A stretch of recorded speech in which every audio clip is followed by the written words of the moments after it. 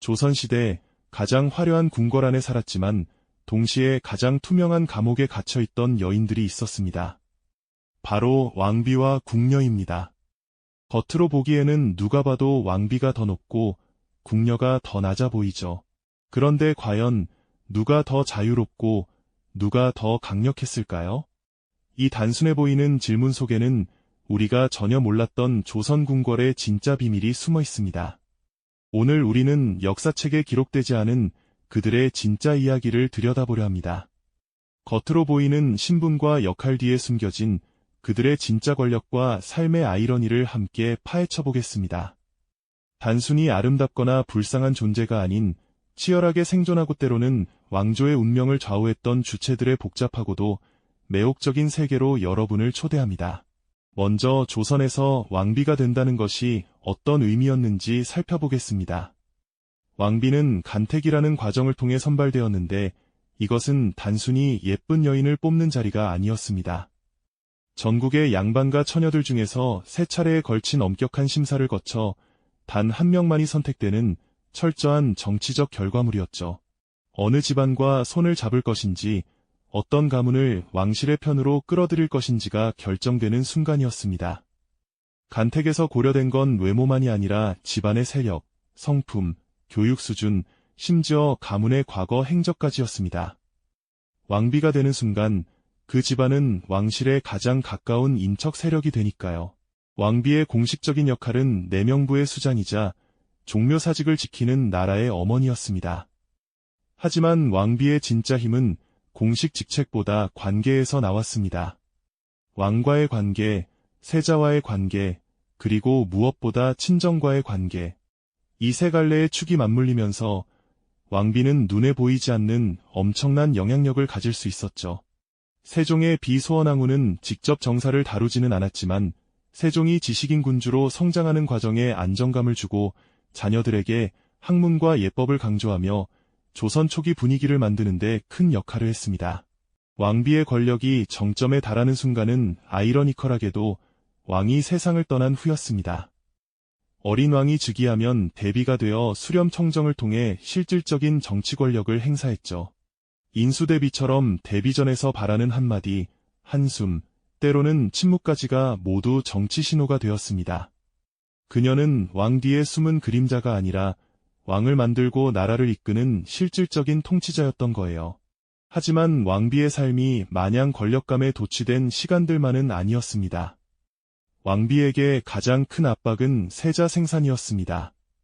아들을 낳지 못하는 왕비는 공식적으로는 여전히 왕비일지 몰라도 실질적으로는 권력의 중심에서 점점 밀려나게 되었죠.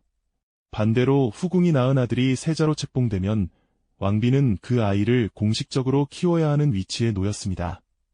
어머니이면서도 어머니가 아닌 묘한 관계였죠. 게다가 왕비는 늘 친정과 왕실 사이에서 줄타기를 해야 했습니다. 친정이 너무 세력을 키우면 외척 세력이라는 비판이 나오고 완전히 외면하면 궁궐 안에서 발 디딜 곳을 잃게 되었습니다.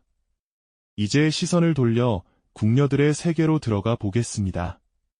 궁녀들은 대부분 어린 나이에 입궁했습니다. 보통 7세에서 10세 사이의 어린 소녀들이 궁궐에 들어와 평생을 그곳에서 보내야 했죠. 그들은 가족과 헤어져 낯선 궁궐에서 새로운 삶을 시작해야 했습니다. 궁녀가 되는 이유는 다양했어요.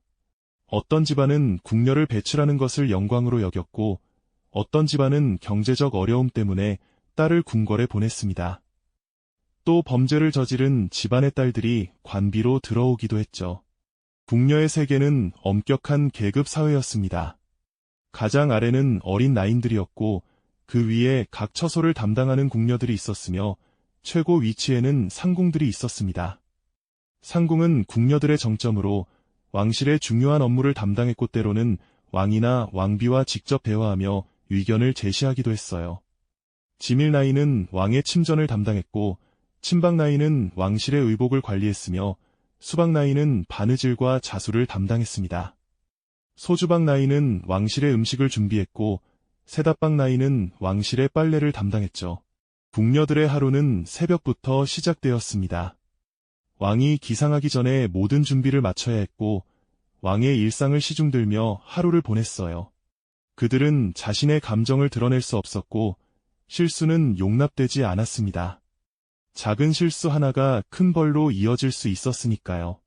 궁녀들 사이의 관계는 복잡했습니다. 같은 처소에서 함께 일하는 동료들 사이에는 깊은 동료애가 형성되기도 했지만 동시에 치열한 경쟁 관계이기도 했죠. 궁녀들에게 가장 큰 꿈이자 동시에 가장 위험한 도박은 바로 승은을 입는 것이었습니다. 왕의 눈에 들어 하룻밤 승은을 입게 되면 그녀는 하루아침에 천한 무수리에서 왕의 여자인 후궁으로 신분 상승을 이룰 수 있었어요. 희빈 장씨처럼 궁녀 출신으로 왕비의 자리에까지 오른 경우는 모든 궁녀들의 로망이었을 것입니다. 하지만 현실은 냉혹했죠. 수천 명의 궁녀 중에서 왕의 눈에 드는 것은 극소수에 불과했고 대부분의 궁녀들은 평생을 낮은 지위에서 고된 노동을 하며 살아야 했습니다. 이제 왕비와 궁녀, 그리고 후궁들 사이의 복잡한 권력 역학을 들여다보겠습니다. 겉으로 보기에 왕비는 절대적인 권력자이고 궁녀는 하인에 불과해 보입니다. 하지만 실제 궁궐 안의 권력 구도는 훨씬 더 복잡하고 미묘했어요. 왕비는 내명부의 수장으로서 모든 궁녀들을 통솔할 권한이 있었지만 왕의 총애를 받는 후궁이 등장하면 이 권력 구도는 흔들렸습니다. 후궁은 원래 궁녀 출신이지만 왕의 총애를 등에 업으면 때로는 왕비보다 더 큰 영향력을 행사하기도 했죠. 숙종시대의 희빈 장씨와 인현왕후의 대립이 가장 극적인 사례입니다. 희빈 장씨는 궁녀 출신이었지만 숙종의 총애를 받아 후궁이 되었고 아들을 낳자 그 권력은 더욱 커졌어요. 반면 인현왕후는 정통 왕비였지만 아들이 없었습니다. 결국 희빈 장씨는 인현왕후를 폐위시키는 데 성공했고 자신이 왕비가 되었죠. 이것은 단순히 개인 간의 갈등이 아니라 그 뒤에는 서인과 남인의 정치적 대립이 있었고 왕권과 신권의 충돌이 있었습니다. 하지만 희빈 장씨의 권력은 오래가지 못했습니다. 인현왕후가 복이 되면서 희빈 장씨는 다시 후궁으로 강등되었고 결국 사사되었어요. 이 사건은 궁중 여성들의 권력이 얼마나 불안정한지를 보여주는 대표적인 사례입니다. 왕의 총애는 영원하지 않았고 정치적 상황이 바뀌면 어제의 권력자가 오늘의 죄인이 될 수 있었죠. 왕비와 후궁의 관계가 늘 적대적이었던 것만은 아닙니다. 때로는 미묘한 협력 관계를 형성하기도 했어요. 왕비가 아들을 낳지 못했을 때 후궁이 낳은 왕자를 자신의 아들처럼 키우며 그를 세자로 만드는 경우도 있었습니다. 숙빈 최 씨는 궁녀 출신으로 영조의 생모가 되었는데 그녀는 궁녀 출신이었기 때문에 친정의 뒷배를 기대할 수 없었어요. 그래서 더더욱 신중하게 말하고 행동해야 했고 그녀의 겸손함과 조심스러움은 생존을 위한 전략이기도 했습니다. 궁녀들, 특히 상궁들의 역할도 중요했습니다. 상궁들은 왕비와 후궁들 사이에서 정보를 전달하고 때로는 중재자 역할을 했어요. 그들은 궁궐 안의 모든 소식을 가장 먼저 알았고 그 정보를 누구에게 전달하느냐에 따라 권력의 균형이 달라질 수 있었습니다. 영향력 있는 상궁은 때로는 후궁보다 더 큰 실질적 권력을 행사하기도 했죠.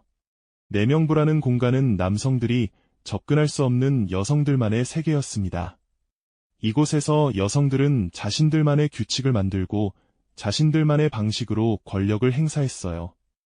왕도 함부로 내명부의 일에 개입할 수 없었습니다. 이것은 조선 사회에서 유일하게 여성들이 주도권을 가질 수 있는 공간이었죠. 조선의 궁궐은 단순히 왕이 다스리는 공간이 아니었습니다.